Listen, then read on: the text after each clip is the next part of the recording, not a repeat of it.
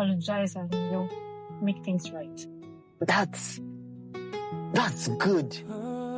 Isn't everybody that is willing to do that?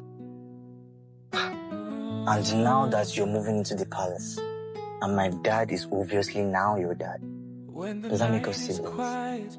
I'm not taking your last name, so I don't think so. Thank God. Why are you thanking God? You can't be my sister. I'm offended. Like, I cannot be. No, don't get me wrong.